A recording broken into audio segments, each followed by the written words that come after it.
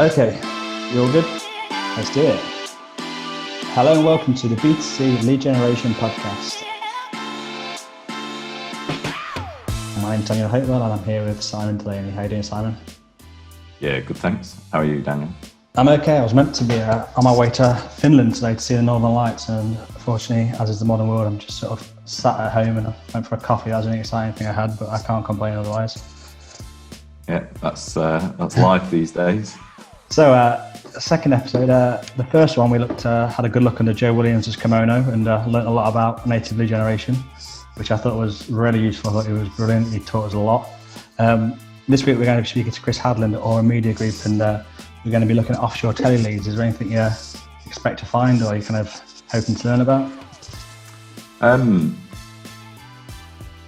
Offshore tele leads is another type of B2C lead generation, right? It's widely used in the UK. I think US uses it quite a lot as well. I'm not sure about other countries. And it's had a bad rap in some places with brands and things. The call centers seem to like using them because of the high contact rates, because obviously people have been spoken to on the phone. So when you put it into a call center, I think they get what's called a high DMC, a decision maker contact.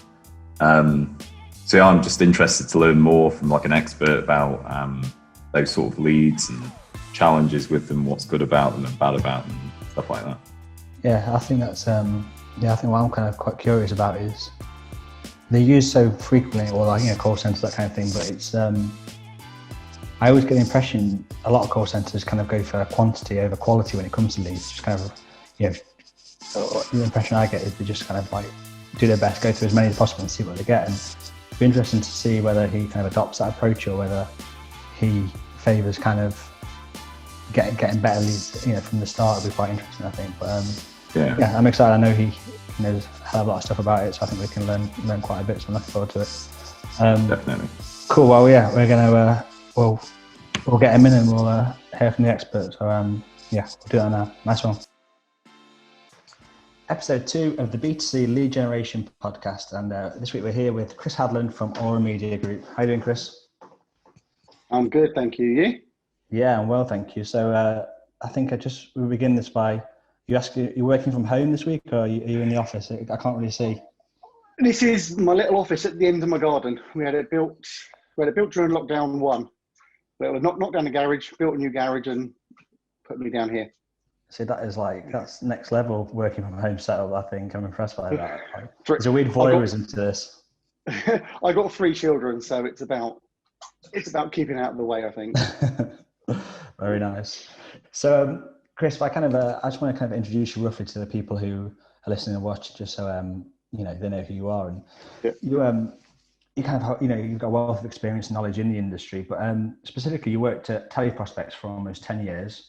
Yes. And then you set up your own business, Aura Media Group, which is doing amazingly well. You do all types of lead generation and direct marketing, but specifically, we kind of want to talk to you about offshore tele leads, which I guess is quite a relatively niche area of lead generation. But just to kind of get us started, could you tell us a little bit about what you do and how you got into working with offshore tele leads?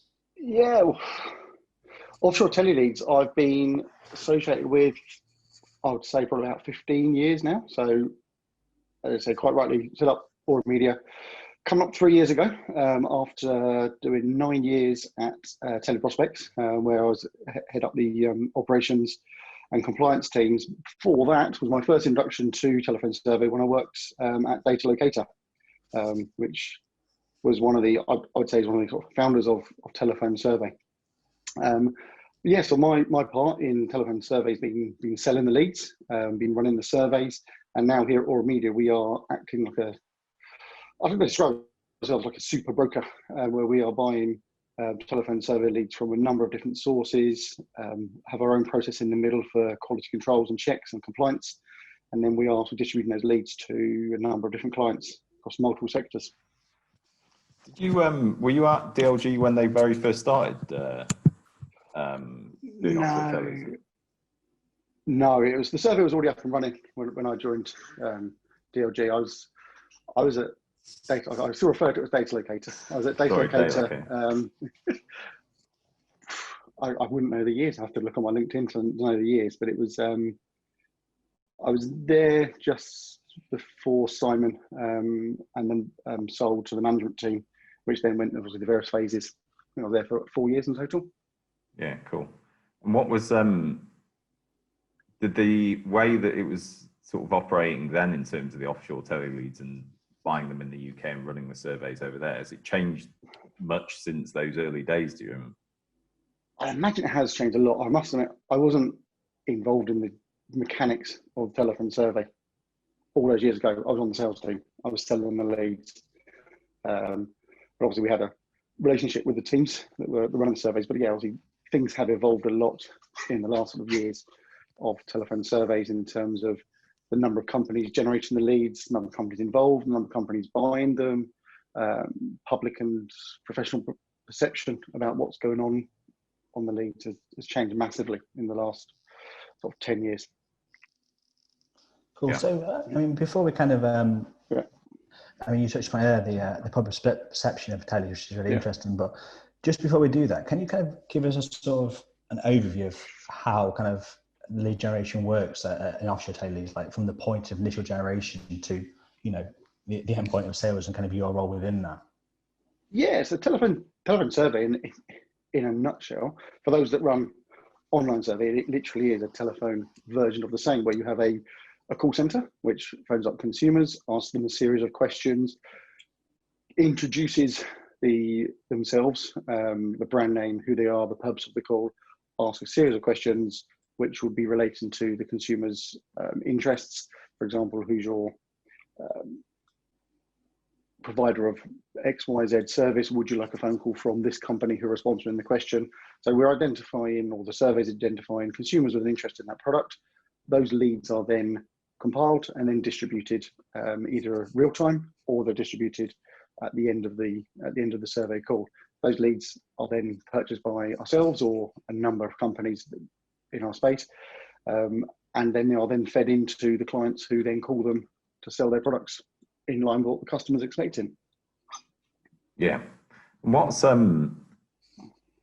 guess some of the sort of the negative aspect that some offshore tele lead has is this. I think there's two, isn't there? So one is like the origination of the data that they originally called, and the other is why people take part in the survey. Like, is there something else behind it? So because obviously I guess it's similar to like a co-reg site, right? Where you come in, there's like a prize that someone follows, so they go through and answer Sure. it. What's the sort of... Say, the incentivized, none of my sources that run an incentivized survey, I'd say that habit, I'd say, dropped probably 7 or 8 years ago, in terms of enter this competition and I will give you a prize draw to win £100, etc. I would say it's a bit like a co-registration site, as in people have a choice and they enter it all. Obviously, but the key point is always having the customer's choice. The customer there could be vocal and say, I don't want to receive further phone calls, and their wish has got to be respected.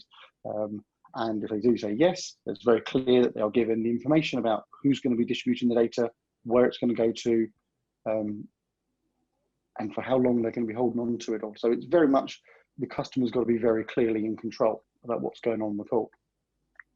Yeah, cool.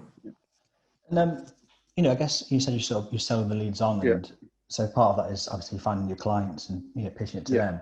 And a lot of the time, I guess clients don't really mind where the lead comes from initially, or what type of lead it is, as long as you know, it converts and it turns to a sale or whatever it is for them. But then, in terms of setting yourself apart from kind of other people who are selling leads, what is it about kind of offshore tele leads that is unique, that you can sort of say to new people? In terms of what unique about what we do to other people selling offshore leads, or unique to leads from an offshore survey compared to a co-reg site, for example? Exactly. The offshore, you know, what makes offshore leads unique to any other form of lead generation, if you were sort of to sell them onto a client? Well, the big USP for telephone survey leads, whether they're offshore, onshore, nearshore, has always been the responsiveness of the individuals. So this person's on the telephone now, speaking to a call center, interacting with an agent, giving their information about what products and services they could be interested in the future. That person has not only express themselves directly to another human being over the phone that they're interested in receiving the product. So when the client follows up with their own phone call, that person's more likely to answer the phone because they're obviously more responsive, and the customer obviously is engaging with a telephone. Plus, you also find if you compare it to an online survey, you have a different demographic. You have a totally different audience that engages over the phone to maybe what engages online. So we do find that certain clients, certain services and products, telephone survey leads are more responsive and convert better. We do find online leads convert better. So it is sometimes a case of working out with the client what their audience is and their sales approach. With a lot of clients, a blend of the two types of leads, both online and offline, works better. But what I'd say sets it apart is that engagement with the consumer over the phone. Would you say, yeah, because typically the conversion rates are seen as better than like a co-reg lead potentially, aren't they? And it's to do with that, the DMC rate. But once you get a DMC, do you think it's of a similar potential or better, or? It can be. It can be a lot better. But again, that's where it comes down with understanding what the customer journey has been. So what questions was the consumer asked? Sometimes it's about how long that survey call was. So we find there is an optimal period of time that a customer will spend on the phone talking to anybody, whether it's a survey call or a sales pitch selling them energy services. There's a point when the customer just gets bored. So you've got to make sure that we're respecting what the customer's wishes are and training the agents to ensure that they are able to pick up and detect the consumer behavior. So in terms of when you get the DMC, these leads generally would say is a higher DMC rate compared to, say, the average co-reg site. Well, what we'll find is how the survey left the customer, what their engagement was, has a massive improvement on the conversion rate when you actually speak to the customer. So was the agent polite? If the woman, lady on the phone or man on the phone said yes or no to a certain product, did the agent acknowledge it, or did they try and push them into trying to oversell the product? That actually has a knock-on effect all the way down the sales chain.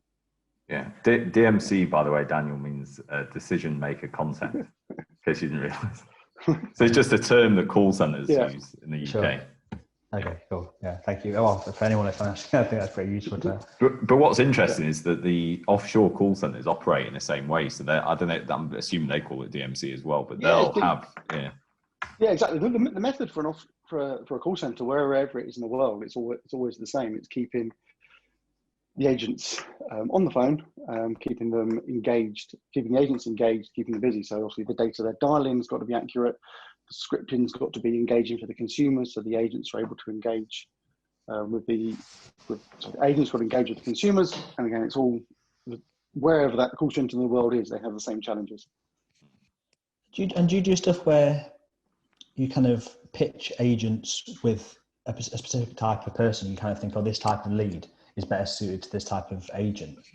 We don't run our own survey, so we act as a broker. So we sort of resell other people's products, but those activities do you do hear of those things getting involved, where you have certain agents with a certain demographic of individuals. Typically on survey, I don't think that happens quite as much. On a sales environment, I know that happens a lot more, where there's some clever software out there that identifies the right individual based on what you know about the consumer. The right call center agent phones the person to build a level of empathy. But on telephone survey, I would say it's more about getting accurate data to the agents, getting the agents trained to be respectful and professional on the phone, the same as you would with any other sales activity that's done on a call center. I guess that's something you've looked at before, Sam, isn't it? Where you kind of, it's not just like mashing it to anyone. It's specifically saying, like, you know, certain people respond to certain agents, things like that. Yeah, they do that in the. So you look to do that on the sales side, I think, like Chris was saying. So when you deliver it into call centers in the UK, for example, I'll start looking at the demographics of the individual and look at the sales or conversion rates per agent that he's delivering to, and then start making decisions about who to deliver it to. So the classic example is like people buy from people that have similar accents to them. So if you have someone from Newcastle as a lead coming in, you try and either send it to a call center based in Newcastle or an agent as a Geordie accent, for example. But I'm guessing you could apply that. The problem with applying that to an offshore call center is no one has the same accents, for example. So you have this, it'll be more like, I don't know, women speak to women or... Yeah, you could do it gender, but also there's an element of profiling of the data beforehand and how applicable is the profiling or how suitable is the profiling beforehand. But yeah, I say when the leads come through, I've got clients that I know they use different types of leads: list rental, coverage leads, telephone survey leads, hot web leads. We're filtering them all in. I know when it gets to the client side, there is some clever logic at their side where they're saying, right, this is where the lead came from. It goes to that call center team. Sometimes it's based on experience of the agent. Sometimes it's based just on certain agents just having a better conversion rate of the leads type. So yeah, sometimes there's a science behind it. Sometimes it's just the dialer manager doing a great job. I think, like you said, when they're running the sales, if it's the same with the survey overseas, they'll actually give like an update of the news and the weather and everything else that the agents can access, and then they've got some talking points they can go through. So they'll say, isn't the weather horrible in Blackpool? While they're saying 100 degrees.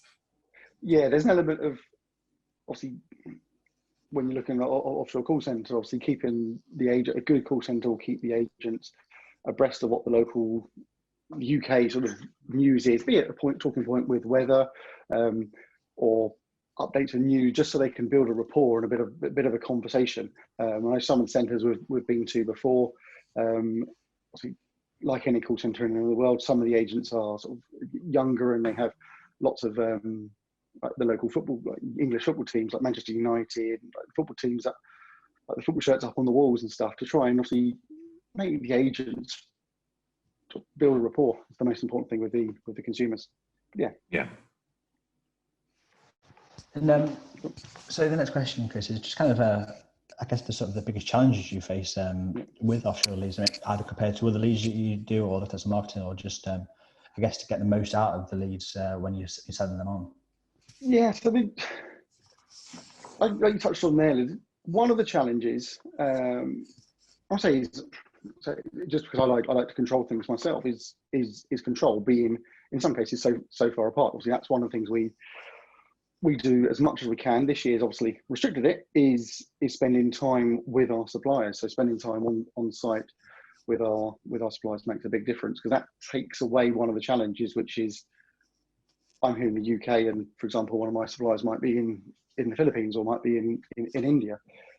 I don't necessarily know what's going on. As many Zoom calls and video calls, etc., we can do, there's nothing like being on site in the call center, listening to the buzz going on, sitting down with some of the team leaders while they're briefing the agents on some new campaigns and some questions, really get to feel of how things are going. When I'm so far away, I feel sometimes a bit detached.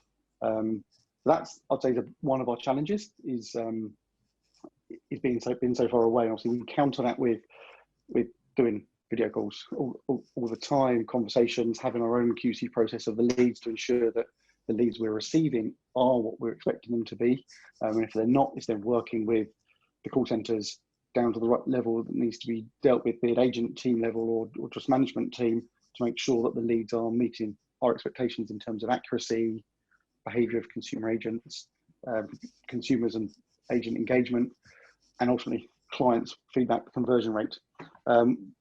Other challenges that we have is, like Simon touched on there, is perception. There is bad press around some offshore telephone survey leads. Some of that is founded on experiences from bad practices in the past, and some of that is just founded, I believe, on fear of the unknown. So we do spend quite a lot of time working with our clients, explaining to them how our suppliers work, what we do as Aura Media to mitigate risks in the middle, to alleviate the fears that are sometimes unfounded regarding the accuracy or legitimacy of the leads that could be provided. Yeah. So do you know, as a whole, like you must have seen some bad things though. So if we go on to like how you can improve it in the future, but I like concentrating on the stuff that's been really bad. So over your tenure of like dealing with offshore centres, what, like, what's the stuff that's as bad as it gets? You must have seen people like splicing call recordings. You hear stories of things like that. Yeah, you hear stories and practices of things like that happening. I believe where I am now, and historically, we've never been victim to those sort of practices. But you hear stories of things like splicing calls, or never even speaking to the customer and generating, just totally forcing leads through. I suppose if you compare it to an online lead, it's a rogue affiliate. It's like, we've done online leads in the past, you end up with lots of leads coming through, and if you haven't got the controls in place to spot the rogue work going on, it's the same in telephone. But yeah, that's the kind of things that could be the risk, or could become problems.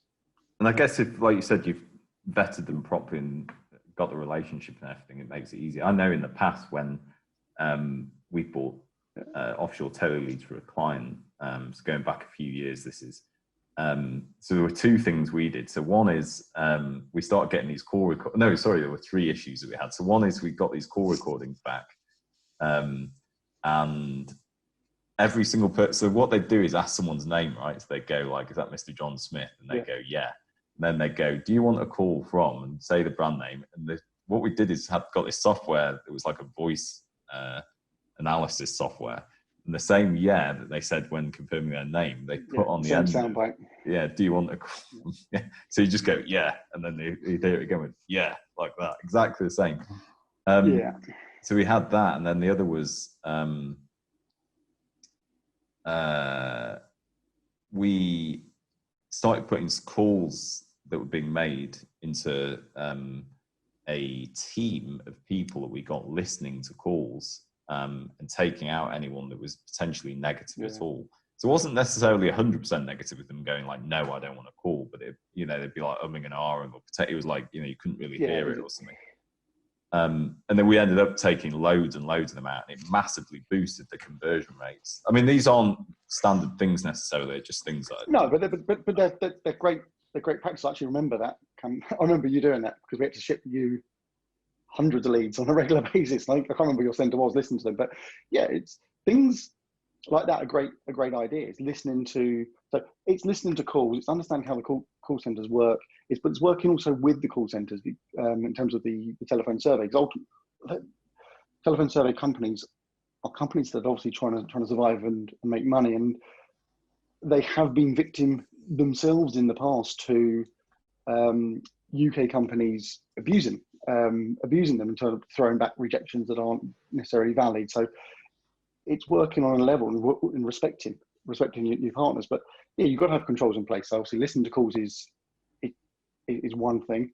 Working with them to make sure that the questions that they are running on your behalf or your client's behalf flow that fit their script. So then the sales pitch that they're ultimately trying to work through, which is the script, is nice and easy for their agents to be able to work with. So then there's no pressure. And also putting pressure on the centres it's like anything. It's like put pressure on any sales team.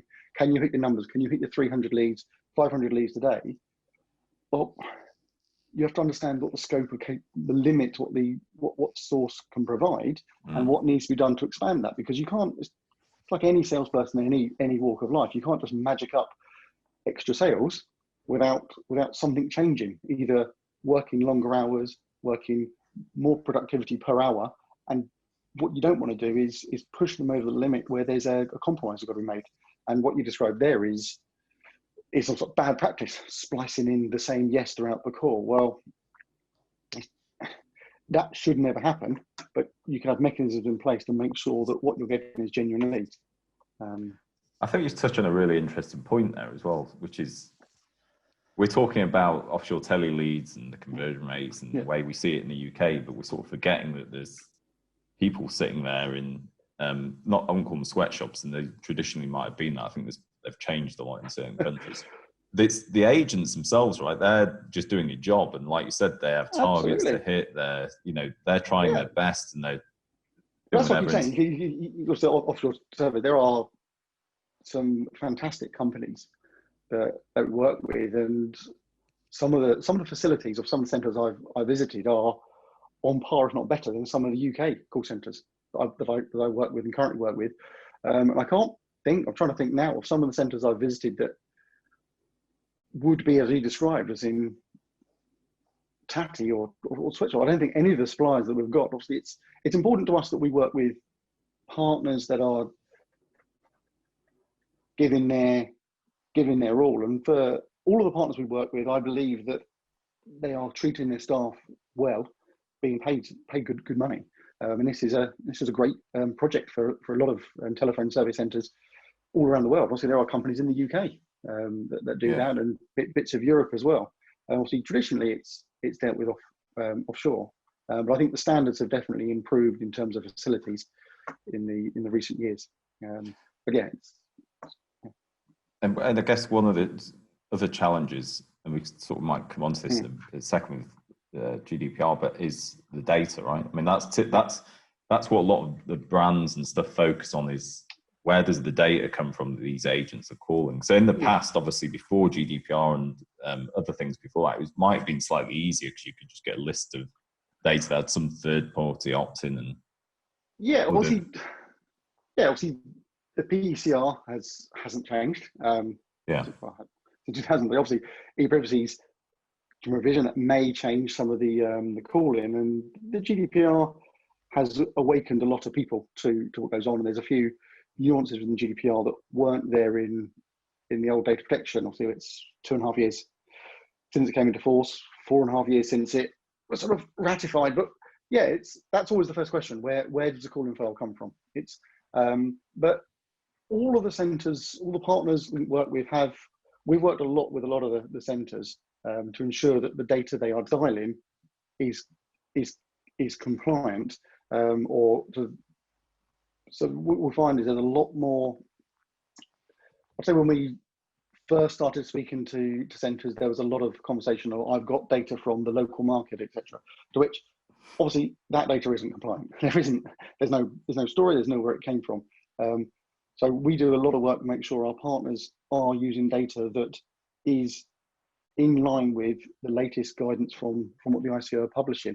And we do a lot of work with the centres, obviously giving them information as released by the ICO regarding direct marketing guidance in terms of when they're buying data. So if they're buying data from UK companies, what generally is being bought is sort of list rental, co-sponsorship type data, which obviously is a shrinking pool of available data, which obviously can become problematic, the same as call centres in the UK buying data for outbound telemarketing campaigns. There isn't as much data available that they can have confidence in that is compliant. But that's the big question we get asked by all of our clients is, okay, the concept of it's great, these people say yes to my question, but how was that phone call made in the first place? So we have to make sure all of our partners are giving us information about where the data has come from, and part of our process is working with the centres to make sure that that is what it is, and there's checks done as part of our due diligence. Like anything, it all comes back to processes and due diligence. But yeah, like you said, Simon, maybe some of the horror stories from years ago was like, okay, I met a guy down the pub and he gave me a CD full of data. That fortunately has been eradicated. Great. And what do you know what would be interesting? I just was suddenly thinking about it while you were talking, is that a lot of brands buy data that's opted into them, but don't, that, you know, it's like a one-hit wonder, as you know. Yeah. They put it into a dialing cycle if they can't sell. It'd be interesting to see if they'd actually then, because obviously, you know, they have the relationship with that data, then they could really put it potentially back into like an offshore call center to minimize their cost of reinvigorating the data, and then recreate leads from that to feed back over to the UK, for example. Possibly. You'd obviously, as anything, you'd have to look at what the consumer agreed to or signed up to, wherever they signed up to, in terms of the fair process notice, and obviously the outcome of the call. So you may say, yeah, when the person signed up to this website, they agreed to have the details shared, and there was half a dozen companies listed, so the customer could expect these calls. If one of those companies called that number and the customer wasn't interested, you'd have to then do a serious LIA to understand whether it'd be fair to phone that number again. But yeah, there's like anything, there's always options to look at the customers again. You hear stories in the past where some telephone surveys are done in partnership with other companies, where there's maybe a customer list of existing customers, and it's a more cost-effective route to ring through those customers in association with which brand it would be done. Yeah, that's what I was thinking, is that, so do it as a standalone question almost for that company. Yeah. So they're calling almost on behalf of them. So it's all it's to do is to reinvigorate the relationship, because obviously if coming as a lead from somewhere else, update preferences. We'll go through the key brand, and then while we've got you on the phone, we've also got some partners. Would you be interested in hearing from X, Y, and Z about this product? Yeah, you could look at that. Cool. One thing I was going to ask, and I guess I'm going to ask this more. Well, someone who doesn't really know this world as well, so just kind of people listening, and it's more kind of looking at the attitude of the people you're contacting. And I guess since GDPR, obviously the way we operate has had to change, and the way the marketers work. But have you noticed a sort of a difference in kind of people's attitudes and the leads themselves? So they kind of now be a bit more like, where have you got my details from? Are they a bit more aware of this kind of thing? Consumer, in general, I'll say it's not necessarily specifically on telephone survey, but in general, since GDPR, I would say consumers are more aware of their rights, and quite rightly. Especially for the first sort of 6 months to a year of GDPR sort of coming in, because there was a lot of press, there was a lot of awareness. So consumers, some of them very well informed, some of them misinformed. But I'd say general, consumers are more informed about their rights. But I would say the number of consumers that have got genuine concerns and problems in terms of, I told the agent I don't want phone calls, I'm not interested, why did I still get phone calls, I never made this survey call. Those numbers I'd say I've seen massively reduce. And I think some of that is in part with the training that's been going on within the call centres in the first place that are making those phone calls, where the training of these agents has been massively improved. So the consumer's concerns are listened to and they're dealt with there and then. So if a customer objects to the phone call, they're not just being hung up on and the lead just distributed across a number of campaigns, which maybe used to happen, like Simon alluded to, in sort of old bad practices. There's a better awareness at agent level to say, this customer's not interested. Let's professionally inform them where they got where the details came from. There's distribution of add this number to your do not call list, so that customer's wishes have been expressed and shared, and then the agent moves on to the next call. But I think it's been beneficial, the awareness of GDPR to consumers. And I think that's actually had a positive effect, because the lead quality has improved as a result.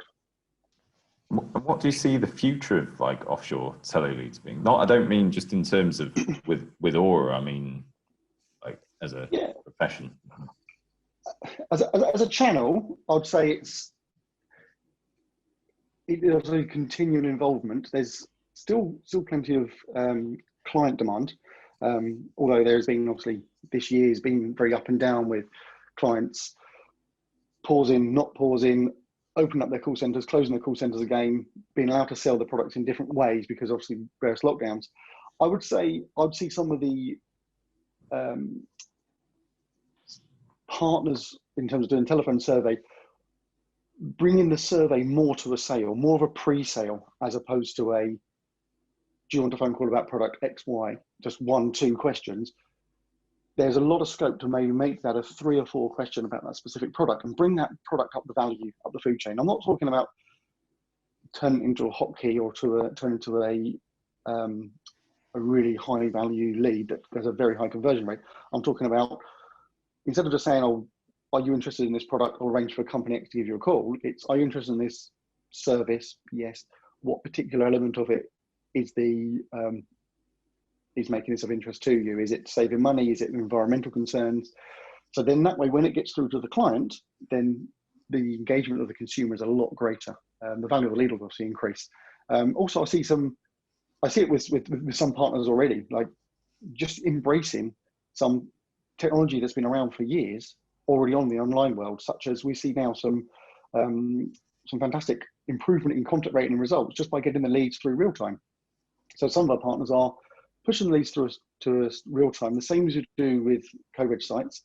Leads come through, pass it through to the client quicker. We see an improvement in contact rate.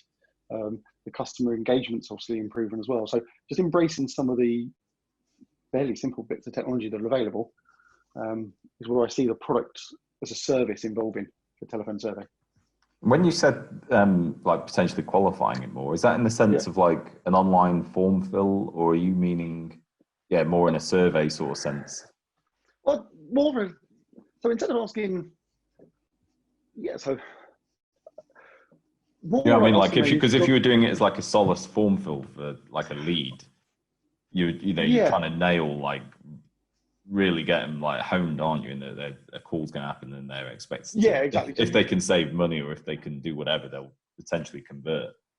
Yeah, if you're doing a solace call, you ask 5-6 questions and almost like pre-sell the product, maybe ask like 3 or 4 questions. So on a telephone survey, maybe you'd be asking 4 to 7, maybe 8 brand opt-in questions, but there'd all be 1 or 2 questions such as, do you have this product? Yes, no. Do you want a phone call from this company? They're not normally qualifying a bit further than this. It's, do you have this product at home? Yes, you do. Okay. Would you be interested in receiving this service? Yes. What would be your motivation to buy the product? So you would reduce the number of leads you generate, but those leads you're generating are the ones that can be more engaged, which will then give you obviously the ultimate, the increased conversion rate.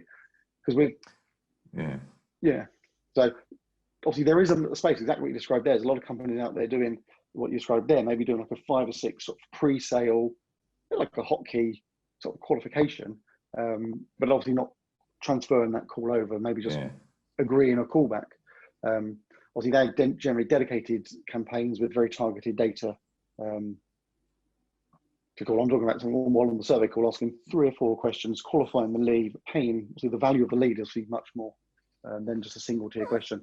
I was just thinking, imagine you had like some affiliate activity that you were doing and running a promotion to, and the publisher had the list of those prospects that obviously they were emailing out to. You could get the clickers on the page and put them into a call center with the same like list of questions that they've had on the form fill. Yeah, because obviously there's been some engagement like via an email or something else for them to actually click through, but they've not completed the form, and then they could go in and it'd just be the same list of people that say the email was being sent to, for example. Yes, in theory. Yeah, you could do, because it's a call center activity. The technology behind the scenes is the same. It's about firing the information through. As long as they've got the telephone number, they're matching with. As long as the telephone number, and ultimately, if you're going to make a phone call to somebody, you've always got to ask the question: could the customer expect this phone call? Would they welcome the phone call? Obviously, that always begs the question about, well, if they've dropped off you're talking about when someone's dropped off a form midway. Because if you call them and they go, I clicked it to unsubscribe. Why are you calling me? You got to think about why. You always got to. It's about the calling for. Why is this person being called? You've always got to ask yourself the question: could that person have expected the phone call? And obviously that sticks to the first phone call being made, but also that sticks to when you pass the lead on to the client. You've got to make sure that consumer could have expected a further follow-up phone call from the client, and that's to do with making sure that the scripting's right, the opt-in's right, and the consumer's wishes have been listened to. Yeah. What's just going back to something we touched on earlier? I meant to ask it at the time and I forgot. Yeah. Why do people take part in the survey? Because the opportunity to save money on deals, or potentially save money to get some better deals, because there may be some products and services that could be of interest to them, so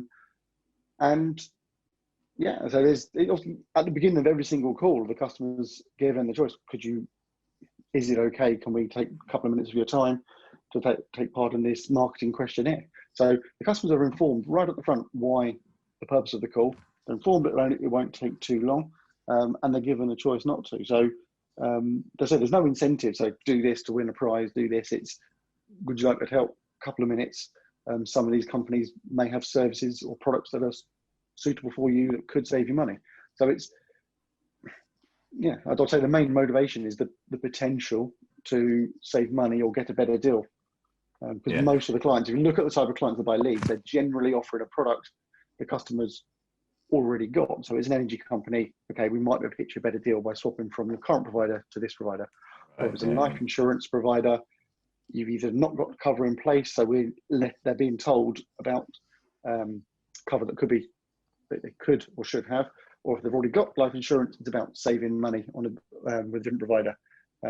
So the obvious one that jumps out to me where they're not looking to potentially save money would be a charity, because obviously you give them money, but again, you're doing something good. Yeah. And I guess that's why it might help with like the calling on behalf of, so being associated with a list of data. So for example, a brand gave you that, or a company like a publisher that's got a list of data, and they say, hi, I'm calling from, and it's already a brand or a brand name that they know, it just strengthens that potential for a conversation.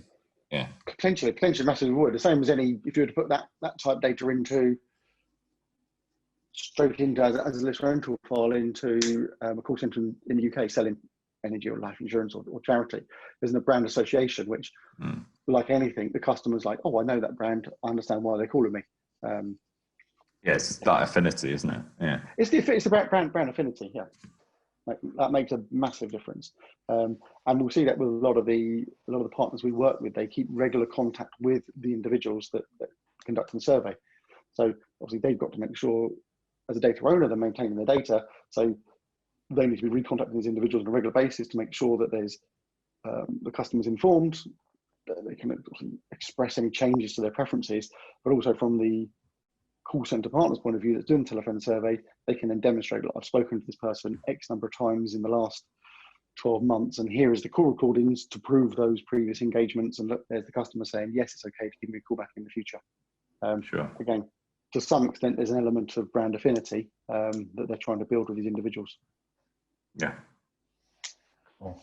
Well, I think that's been really, really informative, Chris. Thank you for helping. I've actually learned a lot. I really appreciate it. I think hopefully people listening will have learned quite a bit too, which is really, really useful. I just kind of want to finish really by asking about you and Aura, and sort of seeing what you've got next, what your plans are for going to next year, and also if anyone listening to this kind of thinks either they want to connect with you to learn more, like what the best way of doing that is. But yeah, obviously, Aura Media, obviously we are, so we're known, like that's why you guys contact us regarding the telephone survey. Obviously part of that is because of we've been doing it, but yeah, our area of growth has, over the last 18 months, has seen us look at more digital leads. So we're doing a lot more with a number of brands that we are generating our sort of own customer base, shall we say, with people with brands like Switch Your Provider and Your Last Wish, two of the websites we've launched. So we're looking to diversify ourselves as a business. Chris does what we always suggest to do, Daniel, which is build your own brands. Yeah, build our own brand. So it's, as much as I absolutely love, and I love all the partners we work with, where we're sort of reselling, that's core to our business and why we set the company up. But we have launched a couple of our own brands where we are looking to, or we are generating the leads ourselves through various different channels and mediums, including telephone, online, social media, search, etc., and passing those leads onto the clients. That's one area where we're going to be looking to grow in the next year. Got a few other little irons in the fire that we say that we're hopefully going to progress further for the new year. All going to be around direct marketing and data. But after this year we've had now, it's really given us sort of chance to sit back and think, right, where can we take the business? I think we've had a great first 2.5, coming up 3 years of our business. I think now's the time for us to sort of stand up and go, right, here we are, Aura Media. We're going to be taking our own brands, creating our own products, while still continuing our core data broking business through some of the growth. That's really cool. Yeah, that's it. We don't have it as much now, but when we used to work in the office together, and I would hear Simon talking to clients, probably heard him speak to you on the phone quite a bit. And that was the one thing I just heard him saying to everyone, like, it was me. I've been building brands. I've been doing it that way. And it's actually very nice to hear someone who's doing that. So it's something obviously we've always done. So my previous companies have always been sort of data or product owners, and there is obviously control. Again, it puts us in the control. We can dictate how much money we spend, where the leads, where they go through, and obviously put our own value on the leads we generate, and we're not reliant on other people. Certain products, it's possible to do. Certain things, it becomes a little more challenging. So what we're doing on the online stuff, we can control that, we can cap it. But whether we would want to go and, I wouldn't want to go and create a big list rental direct marketing database. There are enough companies out there with some fantastic databases. I wouldn't want to go compete with those guys. But I do think there's a space within some of the sectors we've launched for high quality, qualified leads that are what they say on the tin. What I've seen a lot of is a lot of companies come into the world of lead generation and direct marketing with a massively oversold product. We're saying, oh, here's my leads, they're generated through X, Y, Z channel. But when you just scratch the surface, you haven't got to dig that deep. You realise that the headline of what the product is literally just now a headline. Behind the scenes, it's just co-reach data or co-sponsorship data that's just been relabeled up with a different brand name. Baffles me how anybody can operate with any type of brokering model without disclosing where the data's coming from. It's clearly written in GDPR. If you're going to process data, you've got to tell the customer where it comes from, what you're going to do with it. So I don't understand how clients buy data from blind networks, but no, crazy, isn't it? They do, yeah. They do, but yeah, no, exactly. And the transparency is all the way down the chain from the client to supplier, supplier to client, and supplier to prospect. Yes, all the way through. Yeah, all the way through. Yeah, all the way through. It's all the way down the chain. We're just facilitating it to happen. Cool. I think that's actually a really good place to end it, because I say it's only our second podcast so far, but obviously, we're inviting people who are doing really well in each individual area, and so far there's a little theme going of transparency. The people who are doing well are within their sort of sector, the ones who are operating on a completely transparent level. So it's nice to keep that going and see that theme developing where people are working with. It was our core thing when we set up 2.5 years ago, be fully transparent. We've seen a number of our competitors, shall we say, follow suit because their hand has been forced. We still see people out there running a blind network. Hopefully that will change. Yeah. Cool. Well, thanks for that, Chris. All right, that's really good. Thank you very much, Chris. That's been great. Good. You're listening to the B2C Lead Generation podcast, and now it's time for the post-chat rundown. It's pretty simple. We talk through the conversation, assess what we've learned from our guest, and pull out the key ideas for you, the stuff we think can make a real difference to your lead gen. So that was Chris Hadland from Aura Media Group. What did you think about that, Simon? Yeah, it was really good. It was, offshore tele leads, they can be viewed in two ways. So one, if you're involved in them like Chris is, you obviously, he's been doing it for that long and done that much due diligence and worked with that many offshore centers. He's probably seen the good, the bad, the ugly, everything. Because for a lot of people, and for myself included in some ways, I've always, I've seen this a bit with like Pandora's box where you don't really want to open it and see what's underneath. But when you're dealing with someone like Chris, and he's obviously, been doing this for so long and encountered that many problems, but being able to overcome them, he sort of demystifies it a bit, I think. The thing with why people do the surveys in the first place, and he's right. I mean, some people just want to save money. So if you get a call and someone says, do you want to help save money or get a better deal doing X, Y, or Z, and the origination of the data, especially if you're a UK company, it's like absolutely critical. And I suppose it's like anything, he's got these relationships that have gone back years with these call centers. So they trust him, he trusts them. So I'd imagine, for someone like him, it's probably it might be different to somebody new going into it, I guess. I don't know, yes, it was good getting more of an inside view into offshore call centers and the sort of the way they generate leads and the way it's viewed and how they do it, I guess. How did you find it? I find it interesting. I think I sort of touched upon it at the end though. The people we work with, I guess it's almost a deliberate choice, but they are the people who are ethical, who treat data well, and it's like I guess they're attracted to us because we do that. And similarly, we want to work with people who have the same kind of values as we do. And obviously, Chris fits that mold, but I kind of got the impression, or like maybe I'm wrong, or maybe it's just my perception, that there are lots of people who aren't like that maybe in that world, who maybe do things like spray and pray and just like calling people and like things like that. You were talking about the splicing thing. I didn't really fully understand that, but I got the impression that there's a dark side, a sort of an underbelly to it, which maybe we didn't quite see. But I don't know. The splicing is just the cutting out where they said no and putting yes in there. No, I got that, but what I mean is what I don't understand is the point of that, because it makes it okay to sort of sell the lead on, but surely that lead doesn't want to be sold to. So what's the point? Like it seems valueless to me. It's a sort of numbers game. I think what has happened in the past, whether it still happens or not now, I don't know, but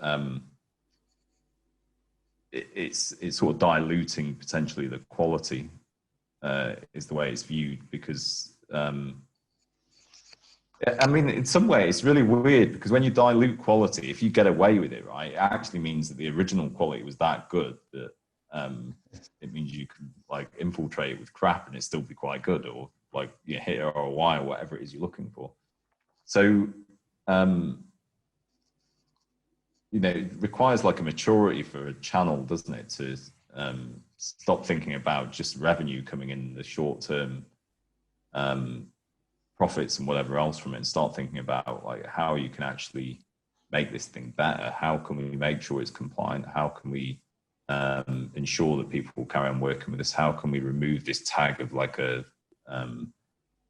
this black cloud that sort of surrounds offshore tele leads, and whether they'll ever manage to get rid of it, I don't know. But you can see just people like Chris, and it comes down to experience, and he's seen it all. You can tell, I think especially it was really interesting when he said he went over there like fairly regularly, and it's obviously just to keep his finger on the pulse of what's happening in these call centers over there. I didn't realize he did that. Yeah, I think the interesting thing there is it comes back to kind of the quality of the lead, because I guess you can it can be a numbers game, and you can just sell loads of rubbish leads, or and make a little quick buck, but in the long run, that's surely clients going to keep buying from you if you're not giving good leads, are they? Like I guess that must be. So there's two ways of looking at it. It's like you can ethically want to do better, but doing it that way will also give you better leads, I imagine. So it kind of works. Yeah, I think it still comes back to this thing that we talk about quite a lot, which is the priority of the CPA. So if your priority of the CPA is all in the sales function, because what happens is all the call centers overseas will generate the leads and they go into a call center in the UK, which typically might be outsourced by the brand. Or it could be the brand's own one. And what they'll have is hundreds of agents all dialing leads, and they only need the CPA of the product's quite high, right? And they only need to make a number of sales every, I don't know what the amount is with tele leads, but let's say it was something like co-sponsor or even list data that Chris alluded to. They might only need to make a sale one every 3 hours, and they'll be calling 30 records an hour. So if you, part of the reason why tele leads work is that the person's already engaged on the telephone call, right, from a number that they might not recognize. So if you then transfer that into the call center, trying to make the leads, the biggest thing that affects outside of the quality of the lead, that affects whether they're going to make a sale, is whether they can actually speak to people, right? Yeah. So they probably get a very high decision maker contact with those offshore tele leads, which is part of the reason I'm coming back to that dilution, why they can probably be diluted. And I think if they could remove the CPA from being hundreds of agents only getting like a sale every 3 hours from however many 90 records, and actually start looking at really fine-tuning performance of the conversions from the leads, so they go 20%, 25%, whatever, and then put more of the allocated CPA back into the originating call center that was doing the calls overseas, it comes back to what Chris was saying, where they were like much more qualified. Because imagine it was like a solus calls, or rather than it being a survey, they were calling on behalf of the brand, and it was the leads that had not already converted or whatever over the previous month. So it was all opted into them, the brand, the overseas call center. So they said, oh, we're calling from X company or on behalf of X company. We just want to run through some questions. I mean, the quality would be amazing, right? And so, it's what the offshore call center has to compete with as well. I mean, this is what everyone takes for granted is, and it's why it was interesting that Chris alluded to it as well, as the actual agents there and their sort of jobs. And, you know, we are dealing with people, and, you know, I mean, the ones it sounds like Chris works with aren't sort of sweat factories or anything, but I'm sure they exist. And this is why this black clouds can sort of surround the offshore tele lead world. It's not just the practices or the negative practices they follow, like splicing calls and everything. It's this view of like sweatshops, poorly paid agents, you know, people just ringing reams of data and everything. And the way to get rid of that is, like you said, is the quality of the lead. Just get the quality of the lead really, really high. Obviously, follow all the compliance. Make sure the prospect actually wants to hear from you, and when you do call, knows the brand or whatever it is that's calling. And that could be, the future of it. You could see it working. Yeah. What do you think? Sure. As you were sort of saying, I think it's quite interesting. It's almost like all lead generation, whether it's tele leads or whatever type of lead it is, it does kind of come down to a similar idea. And when you say they're the quality of the leads, I was kind of thinking about it. I was like, well, that's kind of like almost an abstract way of saying it. Really, what that means is a person, you know, a good quality lead is just a person who wants to be contacted. And when you send it to that really basic form, it's like, why would you try and contact someone to want to be contacted? Why would you even put money or effort into that? Like, if you can sort of distill it to just connecting brands with people who want to be contacted and actually to be sold to or want to buy something, it's almost like we overcomplicate things. It's just really simple, and think about that. All lead generation. Yeah. It's just that. That's what I was trying to say. It's interesting. It is really simple, isn't it? Just to clarify, you meant good quality leads, not a good quality person. Good quality. Good quality good quality person as well. Yeah, maybe throw an extra level of that into it. Yeah. Just someone who tell a few jokes and stuff, or some witty anecdotes and stuff that on the phone. I guess so as well. It just makes it. I don't know. if you're in a call center as well, I guess if you're spending 3 hours for every one sale, I bet it's just really demotivating as well. Like, I bet it's just like really a difficult job. Whereas if you are selling like the quality, and it's like actually become quite a nice job if you can actually talk to people and have a conversation with them. It's another way of I think. Well, yeah, and this again, the whole thing's a bit of a vicious circle, because you have low quality leads from people that might not necessarily want to hear from you. You have like very demotivated agents, like you prefer to work at McDonald's. Not that there's anything wrong with that, but you might do. They're very poorly paid, and then they're only hitting a sale like once every 3 hours. I mean, what's the point? Yeah, it might hit ROI, like you still make money on it, but like literally the entire way down the chain, you're either pissing people off, demotivating them. It's not a job, it's not a life that people want. Like, reverse that and imagine getting like high quality leads, job satisfaction from, if we're talking offshore tele leads, right? Job satisfaction on that end, going to highly trained, they've been highly trained agent who's hitting loads of sales targets. And in the middle, there's always prospects that want these calls. It's completely transparent about what's going to happen. It takes a complete massive shift in mentality, right? I mean, it's huge. It's really difficult to like overestimate how difficult that would be for some companies, not to necessarily do, but just to like transform the way they think, because they have these big sheds of call centers. Yeah.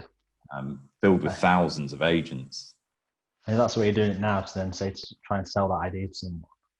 It's a difficult idea, but I guess what you can do is you can sell it to people like Chris and other people first. I mean, not used him, but people like Chris who might be doing it, and if everyone at all levels starts kind of taking this idea on, then I guess it will trickle down, and things generally will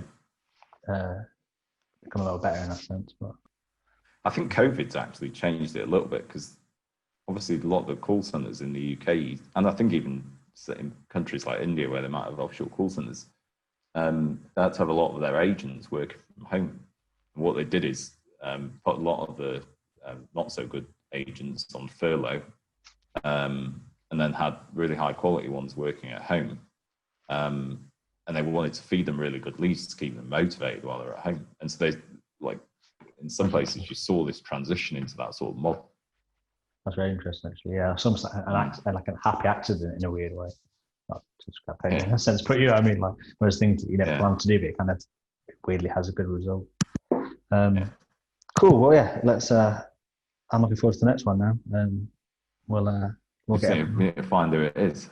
Yeah, actually, let's end on that note. If you will say to anyone listening that if they do a form of lead generation or want to talk to us, connect with either myself or Simon on LinkedIn, and we'll hook it up. Let's leave it like that. Thanks for listening to the B2C Lead Generation Podcast, the show for serious lead generators. Be sure to hit subscribe to hear more from those at the very cutting edge of the lead gen world.